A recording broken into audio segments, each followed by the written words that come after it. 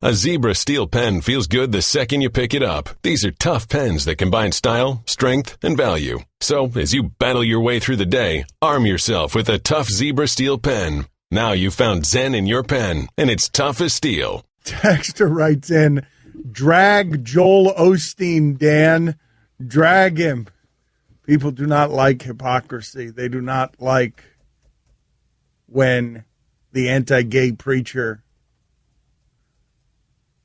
is all righteous, and then all of a sudden he gets caught in a gay massage scandal. Then they do like it. Joel Osteen, to be clear, that hasn't happened with Joel Osteen. That's correct. That's not right. I was going to go, I hadn't heard that. Thank you. Good clarification. Thank you, Mike. I was getting to what it is Joel Osteen did. That's Greg Cote of the Miami Herald in with us today. He blocked a dude on Twitter. I mean, which one's worse, though, Mike? Which one's worse? It kind of seems a little witch hunty to me. There are pictures of them setting up air mattresses. I don't know why he'd block somebody asking the question, because then it becomes a thing.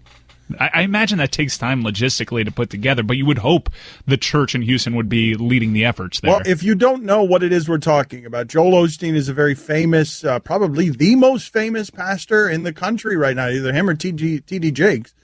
And in that fame, he has made a lot of money. He's got a mansion. He's got just a ton of money, and he's got a giant church in Houston.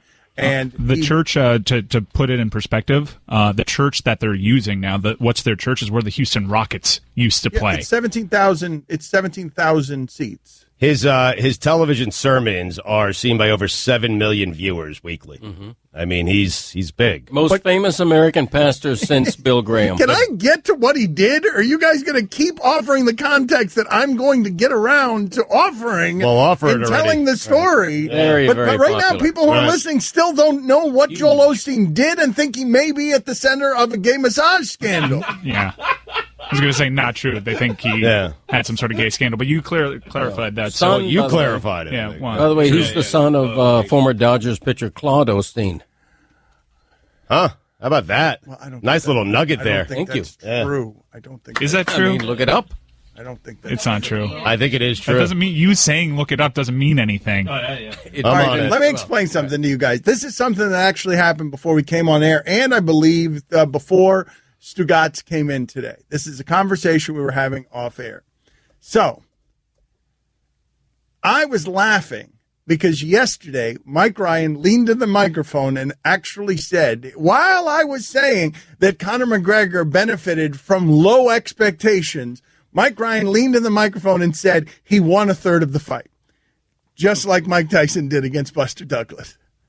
So he won a third of the fight is what what I was arguing against. And in the background, while I was arguing with Mike, Guillermo put his hands behind his back, thrust out his face and stuck out his tongue, made a noise, screaming like Conor McGregor. And then right next to him, Christopher Cote started breakdancing. Stood up and started, doing the shoulders. And it was the like arm. popping. Yeah, popping. Kind of popping. Yeah. So at that point, I said because Guillermo said, man, it's a good thing, Dan, you have the attitude you do. You do, because a lot of people would get frustrated by just that, by all of it. Yes. And so in the middle of that, I said, the day that tests my patience the most. Now, I said this right in front of Cote. Cote was the only one in here. And Cote, after like 15 seconds, said, why? Why are Tuesdays the day that tests your patience? Took him a minute to process that. And it's because I don't believe Claude Osteen is actually the father of Joel Osteen, but Cote just threw it out there and then said, look it up. It's John Osteen. Who's John Osteen? That's Joel Osteen's dad. Okay. Yeah. Well, Claude Osteen's nickname was John. He pitched under the name Claude. Jocular! All right, I'm going to go sit in the penalty box. You guys go ahead and do wake and You're supposed to put Greg in the penalty box. You You're not supposed That's to. not. You're just punishing the listener. You should be Can't punishing do this. Greg. Punishing me. Punishing Greg. Right. What are you doing? You're punishing the listener and you're punishing me because I got to do work now. All right, give me the wake and take open. Did you just call wake and take work? Yeah, I'm sorry about that. Give me the wake and take open so we can play around here. I love this music. You know that takes a second. I wasn't exactly expecting that. So, well, on Tuesdays, I would say you probably should be expecting that. There's a good chance that Dan's going to walk out on us. It is time to wake and take with Stugotz. Call now. 796-456-4837. It is Wake and Take here on 790 The Ticket. Batard will be back whenever. We got plenty to get to. I got a lot of notes, got some great takes, some thoughts. It is your job during this hour, and Greg does as well, by the way. It is your job to extract those thoughts out of us. I'm not going to give them to you. I could. That'd be easy. Just open up the mic and give you my thoughts on a bunch of different topics, but I'm not. You got to ask the right questions. And if you ask the right questions, you will get my thoughts on those particular topics. But first, we interview Mike.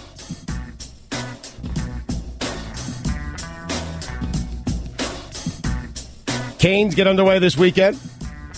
The last time we were left to our own devices, Greg told us who he thought the UM quarterback was going to be. Mike did as well. I think you both agreed, right? Yes.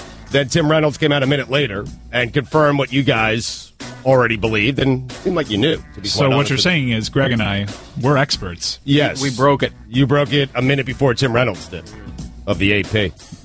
Damn right. So, Mike, you did say, because this week's game, who do they play this weekend? Bethune-Cookman. Bethune-Cookman, DC. Easy dub. But you guys wanted to see all the quarterbacks, right? You want to see all the quarterbacks? You want to see all Canes quarterbacks play in this game because you want to see how good they are in game situations. Is that fair? We better see all the quarterbacks. Yeah, I mean, I thought it would have been a great idea. If you're not, yes. Yeah, I mean, it's the perfect opponent to use all three quarterbacks. Yeah. All three who were realistically in the running. Now, I was looking at the schedule last night because that's how I prepare for football season. I check out your roster. I find a few names that I know. And then I check out your schedule. How many names did you know on this year's Hurricane roster? I didn't know a lot. I got to be honest with you. That entire defense is coming back, but it's fair to say you didn't know a lot of the players, and you watched a few of their games last year. Correct. You probably only knew Kaya. Correct, and I have retention issues, so there's that. Yeah. Well, you know I'm on Richard. I do know Richard, yes. Mark Walton. I do know Mark Walton. That is... Shaq Quarterman. No, that name is new to me. Quarterman's a stud. Yeah. He was, I think he was ACC Defensive Rookie of the Year last year. Right. As a freshman. I'm on Richard's. Swallowed the S for some reason. All right. But I was laughing at Mike a couple of weeks ago because we're not concerned about this weekend, but that game at Arkansas State. I was like, what is Mike talking about? Why would they be concerned about that game? Then I did some research on Arkansas State. That's not a bad football team. And it's on the road, and it's a look-ahead game because after that, the week after, they go to Florida State. Mm-hmm. And so I understand what you're saying with the quarterbacks. But the starting quarterback, I don't care what the score is, I want that guy in for 2 complete full games because I want him to have confidence headed into Florida State at Tallahassee. Max confidence. Maximum confidence. Max. Well, you also want him to get into that game healthy. There's no reason to have him play in a 42-0 game midway through the third quarter, and you need to get N'Kosi Perry ready because putting Rozier at starter, naming him the starter for the start of the season, might just be a placeholder until N'Kosi Perry is ready. They gave N'Kosi Perry every opportunity to win the job, but Rozier did such a great job in camp, he set himself apart, so it's a good problem to have. He'll hold down the starting role until N'Kosi Perry is ready. Now, N'Kosi Perry might be ready midseason, might be ready game 3, he might be ready next year. It's up to Rozier, basically, because they're not going to take out an effective leader at quarterback. Yeah, and Rozier was the safe choice. He's experienced for a back. He started a game. He's played a little bit, so it's not like he's raw like Perry would be. What's a fair expectation for the Canes this year? Oh man, I mean the Coastal Division certainly, right? Yeah, I mean I think they get to the ACC championship game. That's the starting point. But they come in ranked 18th. A couple of people have been suggesting they have a shot to get into the college football playoff. Again, they have to beat Florida State. Florida State can lose their opener to Alabama and run the table and still get into the playoff. I think Miami has to beat Florida State to make it an extraordinary year. A lot of people listening may think Greg and I are loons whenever we talk Hurricanes. Greg is obviously a little bit fan-friendly when it comes to his home teams, and I'm a huge Canes homer. So you may not take our prediction seriously, but Desmond Howard, respected analyst for ESPN, said Miami would make the college football playoff. Matt Porter, an even-keeled reporter. Did he really say that? Yeah. Wow. An even-keeled reporter went through the schedule and picked 11-1, with the one loss being at Tallahassee for this season. Well, my one hesitation is the quarterback position. If Brad Kaya had come back, I would think Miami might be FSU and Clemson. But the difference, too, is that FSU's, we talk about Miami having a great defense, and I think it's going to be really good. FSU's got like 4 first-round picks on that defense. Mike, if he's doing that, though, he's giving them the one loss and then saying they will be Clemson in the ACC championship game because you can't have 2 losses. You're not going to the... Well, I think you're also prematurely putting Clemson in that ACC championship game. It just may end up being a rematch against Florida State.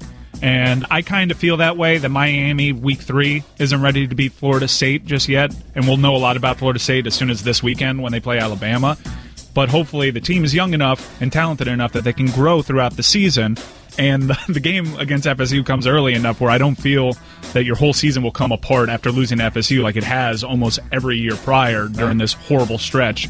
So hopefully you're ready to beat them come ACC championship game time. High expectations this year. Very high. And the last 3 UM-FSU games, although Miami's lost 7 in a row, obviously, in that series, but the last 3 games, the last 3 losses have been decided by a total of 10 points. So Miami's been very competitive with their nemesis for the past 3 years, and they're better this year. I'll say it now: if they beat Florida State, they will be one of the Final 4 teams standing.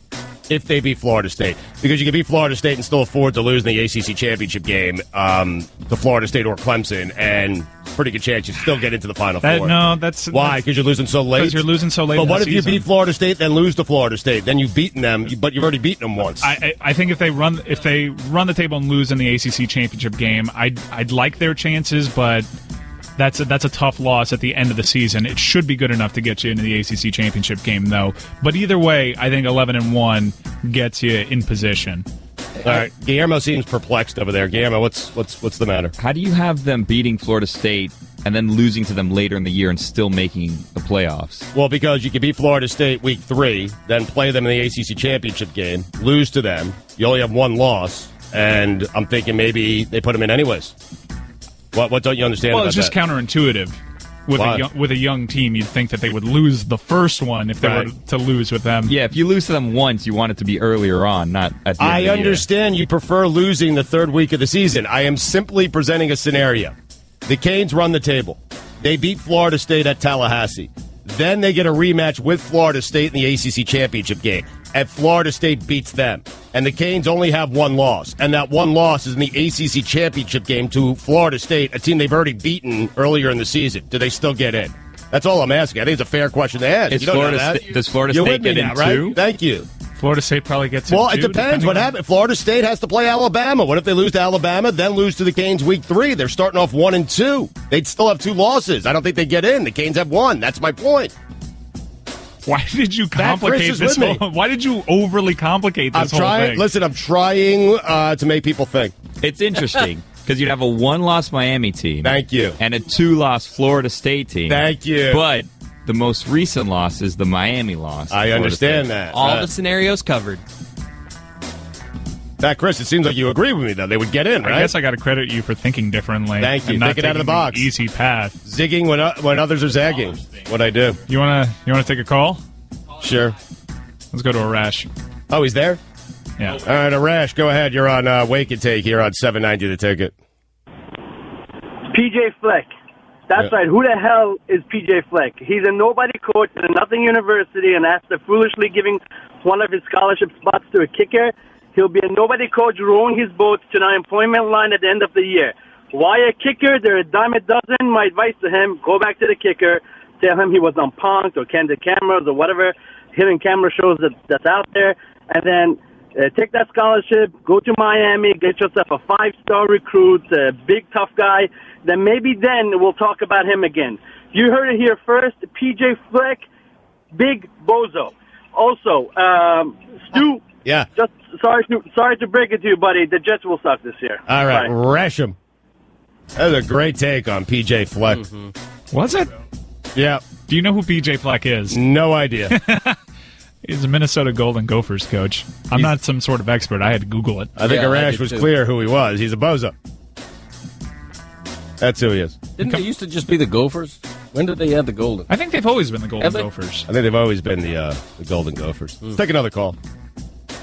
Let's go to line 1. Line 1, you are on Wake and Take as Greg Cote is dancing. Greg Cote loves the music to Wake and Take. I love that. What is that music? The Wake and Take music. I love that. It's called Bump. Hello? Bump. Yeah, Bump. Hold on. One second, Carlos. Bump.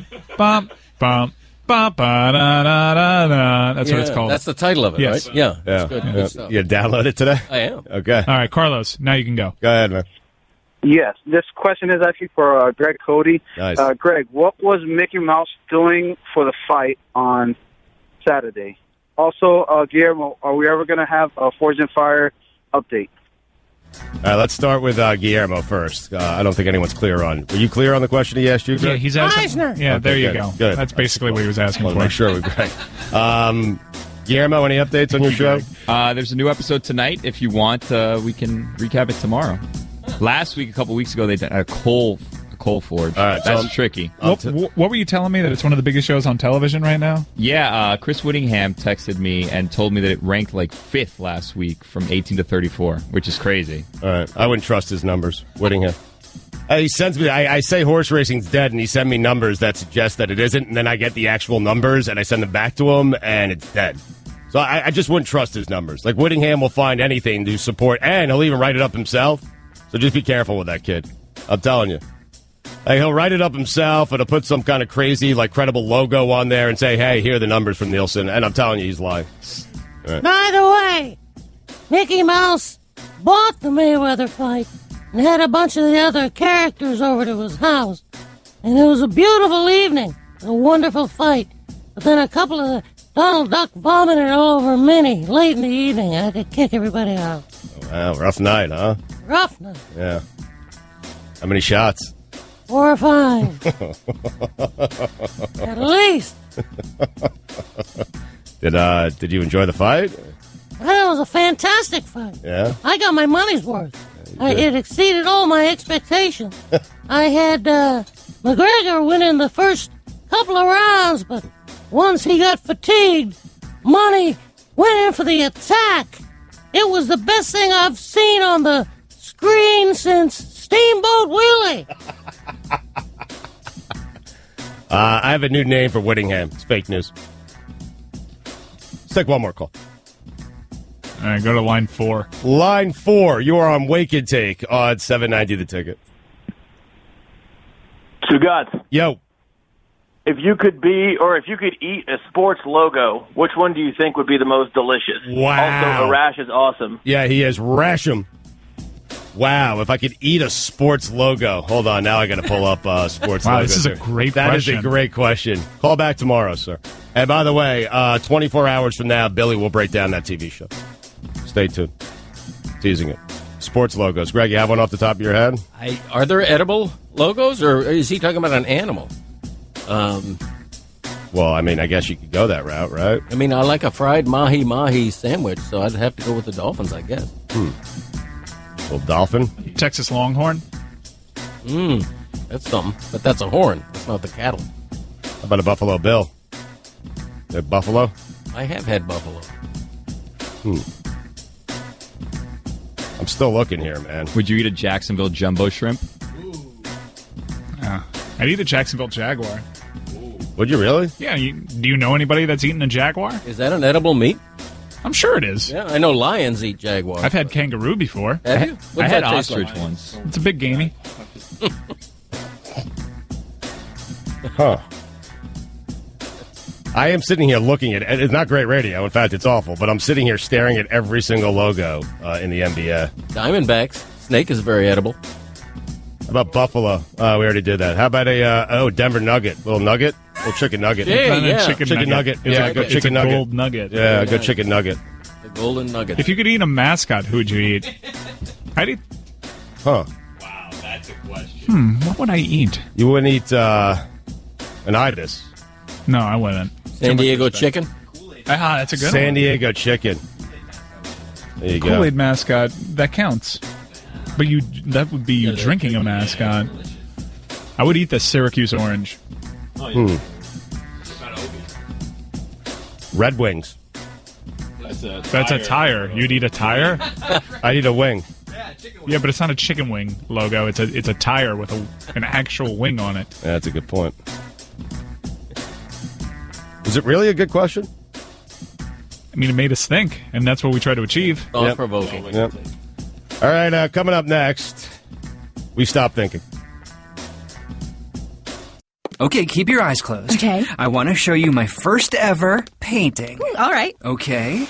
Open your eyes. Oh, that's a lot of colors and shapes. So be honest. What do you think? Well, I like how if you switch to Geico, you could save hundreds of dollars on car insurance. Oh, yeah, that's true. Yeah. Here, why don't I hold your paintbrush while you call them? Geico, because saving 15% or more on car insurance is always a great answer. Don Batard. I've been watching this show about swords where they make swords out of like junkyard material on the History Channel. I'm hoping there's some new episodes of that I could see on demand. That would be nice. Forged in Fire, it's called. Stugotz. They give you like a random thing, and you have 3 hours, and you need to forge that piece of metal, whether it's like a spring from a truck or like just a random piece of like tractor, and you need to get that into like part of a blade that they give you. So then, after that, they eliminate the person that hasn't done that the best. There's 4 people when you start. And then the next round, you need to give it a handle, and then they eliminate someone from there.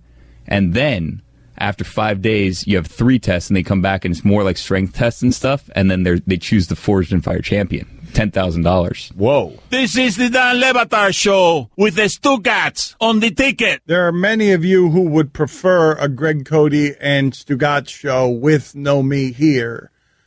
If you're going to do that, though, Mike, you have to be vigilant. If that's the show you guys are going to do, maybe we'll get a future with that show whenever. But if that's the show you're going to do, somebody's got to call Greg Cote out on all the wrong things that he says. Like what? What do you mean? A dolphin, the Miami dolphin is not a mahi-mahi, first of all. Oh, close. Lions don't eat jaguars. They don't exist on the same continents. Right, but with and the you're dolphin, claiming you've seen it. Right. With the dolphin, you put a little... I listened to 30 seconds of that's all I heard in 30 seconds. Somebody's got to call Cote and Stugotz. Otherwise, it's just going to be nonstop rambling gibberish.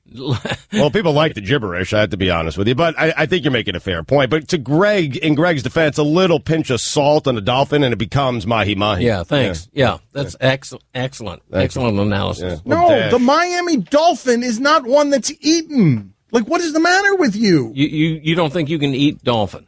You can't eat that dolphin. That's not a dolphin that's eaten. Maybe, I don't know, maybe some place in China or Japan where they do unusual foods. Let me Google edible dolphin here. You really think that And you know what comes up? Mahi-mahi. I know, but that's not also the dolphin widely that's called Dorado and dolphin. That's not the dolphin that's on the helmet. The dolphin on the helmet would look so much different if it was mahi-mahi. How's that? The dolphin on the helmet's a cartoon. Do you know what a mahi-mahi looks real like? Life. And there's 2 dolphins on the helmet, not just one. Frankly, in the last 15 years that the Dolphins have played in that division, they should have the other dolphin on their helmet. Just something that gets devoured. Something that's delicious when you devour it. The mahi-mahi or common dolphin fish. Are you just learning now, after 60-plus years spent in this market, that the Miami dolphin on the helmet is not mahi-mahi? It is illegal to kill and eat dolphins in most parts of the world. Are you not aware of that? Yeah, no, I'm aware. Right, of course. Did you guys ever get to Joel Osteen? No. No, what's going on with him? Yeah, what happened? You guys never finished the thought on what happened with Joel Osteen? We went to Wake and Take. We talked about Rash's thoughts. Yeah, we talked about PJ Fleck. Yeah. He's a bozo, by the way. Yeah, he is. You guys want to go back to doing that? Rash owns that. No. I want to talk about Joel Osteen, man. You know what's going on with Joel Osteen? Yes. What the hell is Seth Meyers doing? I don't know what happened lately with Seth Meyers. Well, you told me 2 weeks ago, you were telling me that Seth Meyers was doing this incredible thing for 2 shows. You never got into it, and I still don't know what he's doing. Did the shows happen? Did we miss it? He's letting black people and gay people finish his jokes, and his black and gay jokes. Oh, all right. That's cool. Worth the wait. Because they're allowed comedically to make the joke that he's not allowed to make. Joel Osteen has a very large church. Houston is underwater. Prayers to Houston. If you want to help Houston, Red Cross is where you go to help Houston. And Joel Osteen has a church there, and he offered people prayers by Twitter, but he closed his doors because, as many people joked on Twitter, that church is meant only to shelter for taxes. And so people are really mad at Joel Osteen for making so much money and having something that big and palatial, and there's an emergency in Houston. Right. And they're showing his tweets. When God closes all the doors, he opens a window. And Joel Osteen's got his windows and his doors closed. Right. Well, you better be careful, man. People are desperate there, rightfully so. They'll throw rocks through that window, man. They'll find a way in. Yep.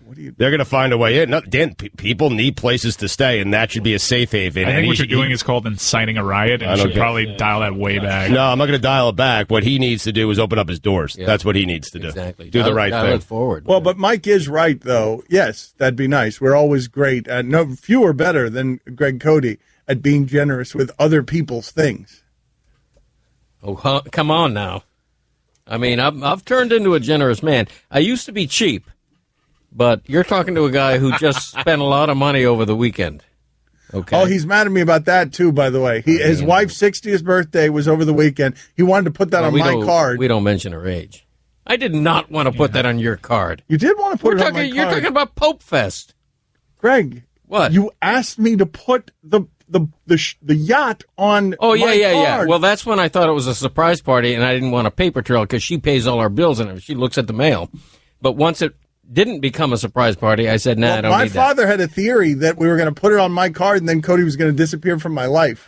my father was touting that theory that Greg Cody was going to immediately become a fugitive. He's a smart man, Poppy. He was going to surprise his wife. And then surprise Dan. And then surprise his family. Oh, man. Could have happened. No, I'll become generous in my older age. I really have. You have not become generous. You have become insistent on spending the inheritance of your children because you don't want them to have it. Well, that's true, yeah. Mm-hmm. Yeah, they need to earn it, man. Right. I've been researching. Jaguars are making a little comeback in the United States. Really? Yeah. And mountain lions, by the way. Cougars, they're lions. Yep. So they do exist together in certain parts. There you go. Cody has not seen a lion eat a jaguar. Cody has not seen that. Cody claimed to have seen that. That is not something he's seen. Well, how do you know, I'm sure it's happened. Because it doesn't happen. No, I'm sure it has to have happened. You don't know where he's been and what he's seen. I mean, you just don't know. We have Ron McGill on today. We'll ask him. Yes, we'll ask McGill. This is so many. This is. I will say this: carnivores tend not to eat other carnivores of a similar size. Look, so that would prevent the lion. Very territorial lions. I can't tell you the number of conversations that I've witnessed. I do not partake in these conversations. But right now, America is drowning in these conversations where somebody says X thinking that it's fact-based, and the answer is fake news. And it just happened right here. You just saw it happen. Where Stugotz is like, you don't know. You can't prove that a jaguar hasn't been eaten somewhere in the world by a lion one time. So it's just like, that's the move. You can't do anything with that. You can't do anything when you're presenting facts to people and their response is fake news. You can't.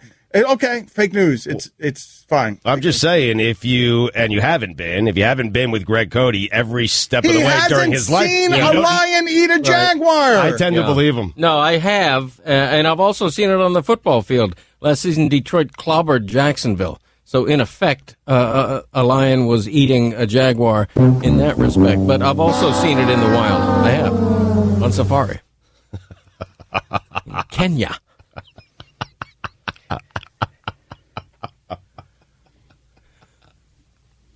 Were you there with him?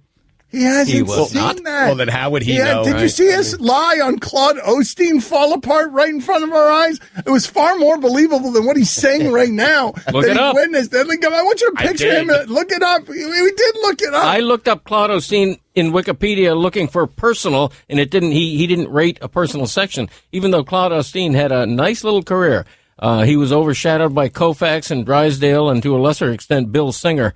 But Claude Osteen, I think he had about 170 career wins. Wow, that's a hell of a staff if he's your number 4, huh? I believe so. Yeah.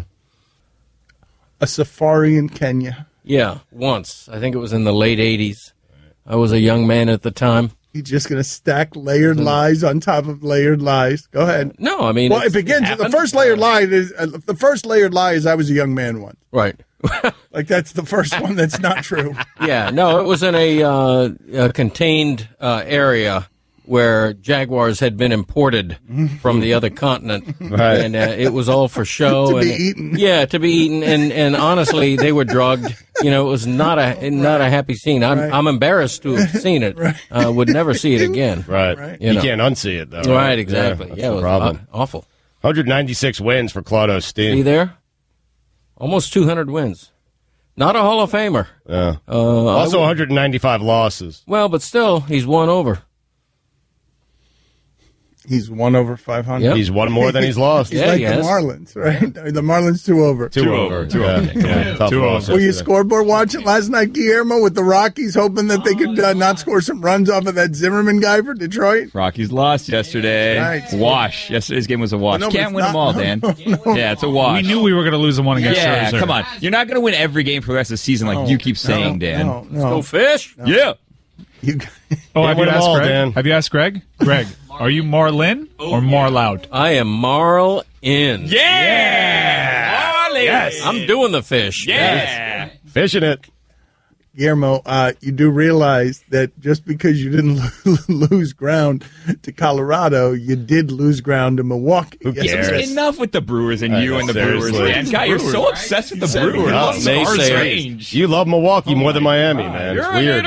Don Lebatard. Zagacki makes me laugh, man. Yeah. He actually said, they're like a jazz band in sneakers. What does that mean? They rotated the ball and stuff, and they were in rhythm, I guess. So they were like a jazz band in sneakers. They're like a jazz band in stickers. Stugotz. He does sing song his move is to sing song at the last word. Sneakers. Yes, that's it. That's it right there. You got it. That's his broadcasting signature, is to sing the last word. Whatever I say has to end like this. This is the Don Lebatard Show with the Stugotz on the ticket. Texter writes in, I met Cote once at Magic Kingdom in Orlando a few years back. Not a very nice man.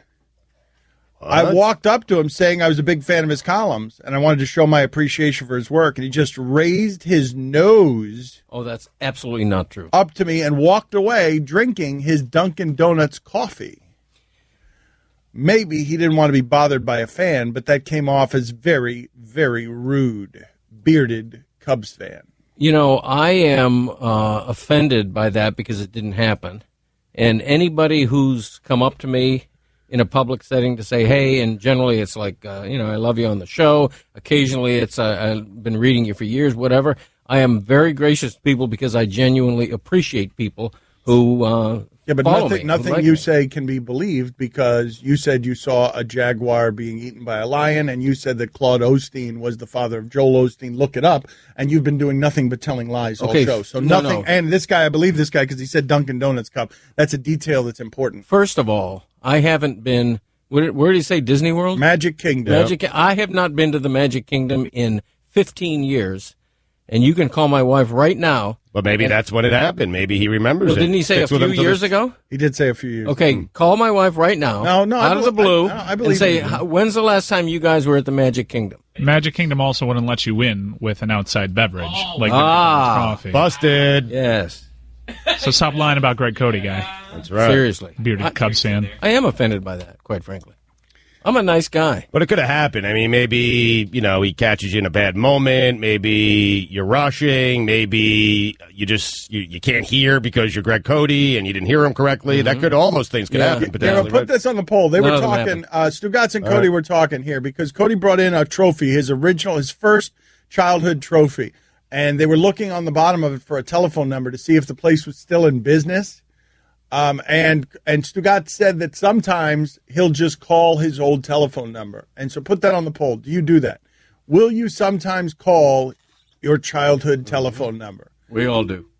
We all do. Thank you. Yeah, I think Greg was saying he does it Greg, as well. feel free to speak into the microphone instead of that thermos you're drinking out of. Right. Because you're on the radio. We all do. All right, I changed my mind. Do the rest of the show. Yeah, into your better. metal. It enhances you. Do your whole show into the metal thermos. You never know. Do your Disney Eisner into the thermos, into your thermos. If you're gonna be disrespectful, Eisner. right? Do the whole thing. Do the Mickey Mouse impersonation, if you don't mind. What does Mickey Mouse think of the Dolphins' chances this season? Well, Eisner, I talked to Eisner the other day. Into the thermos. Well, Into the thermos. This is very difficult to do this, although I do like the echo effect.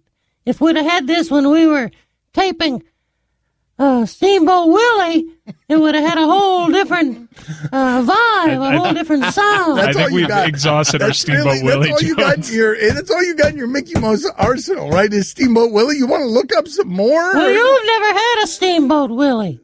I mean, everybody, Mickey had the one shining moment where he was behind the wheel of that ship in Steamboat Willie, and it broke ground for the entire corporation. There'd be no Eisner, there'd be no Disney, there'd be no ESPN if it wasn't for Mickey Mouse starring in Steamboat Willie. Second and 9. Second down and 9. Second down and 9. Second and 9. Yeah, you don't have to do that for the rest of the show. It's fine. It's okay. I enjoyed it, though. I think we're about tapped.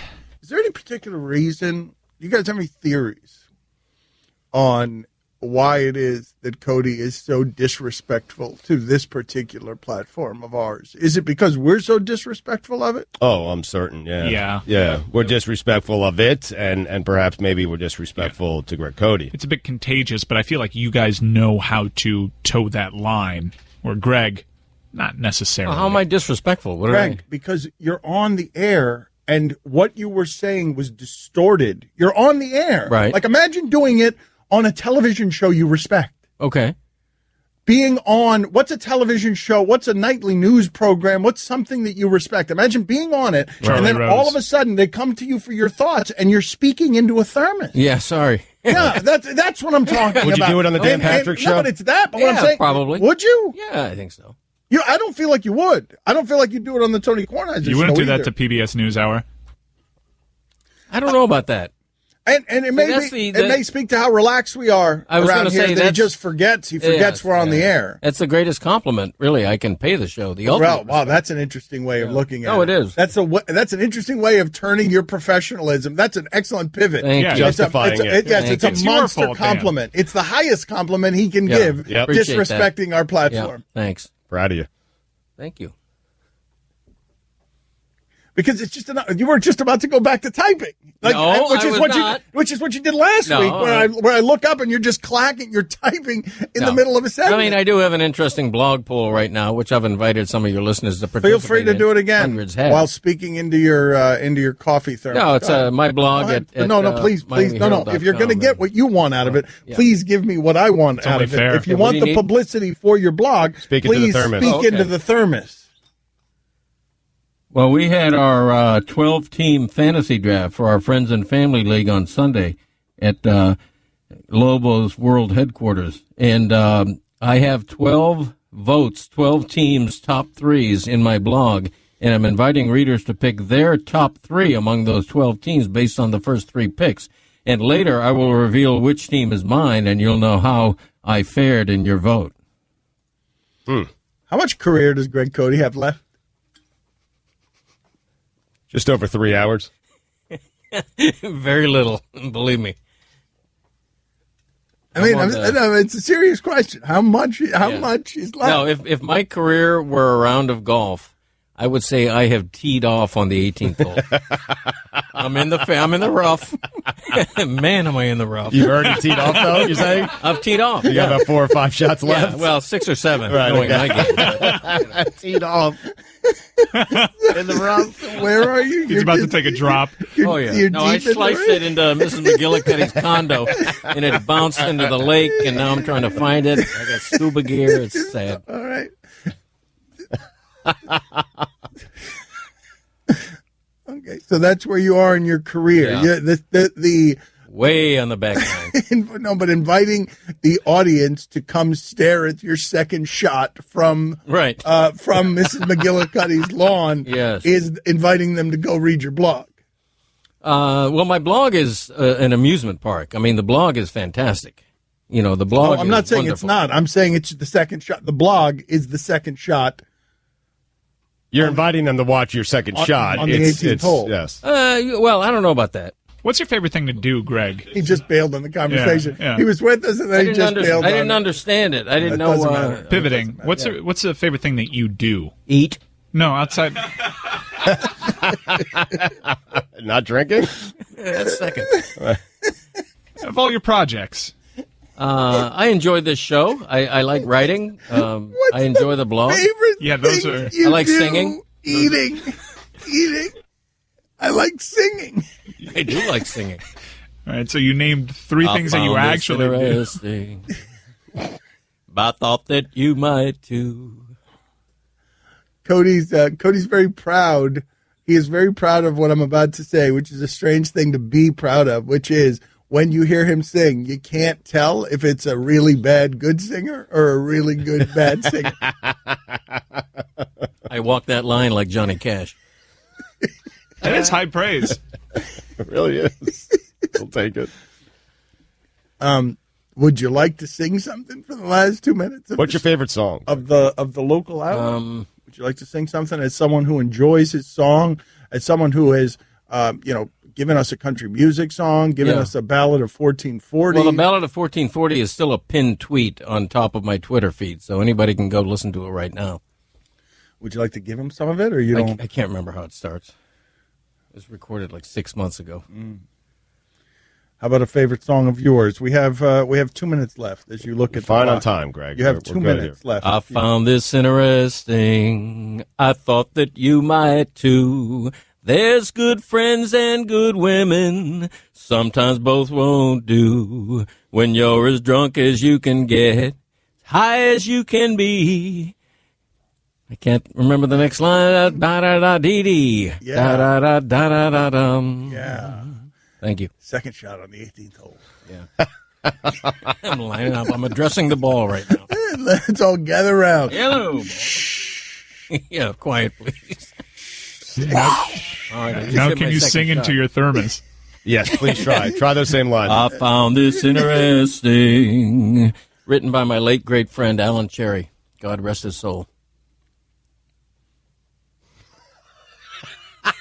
What? Trying to shout out, give props. Just you, man. Just we're laughing because Dropping it. because you Because you're the best. I love you. Yeah, because I love you. much. That's why I'm laughing. I love you so much. Yes, you're the best. Thank I you love all. you. You make me happy. You know, You make my heart swell. I'm an 18th holer. I shouldn't have said 18th. It's probably 17th. 18 was more accurate. I got a little life left in me. Fine at 18. Maybe not on this show, but in Yeah, general. I think you drilled it the first. It was a hell of a drive Right. on the 18th hole into the weeds. Right. But I feel like you drilled the metaphor on where it is that you are. I would have put you a little closer to the pin. Thank you. On the putting green.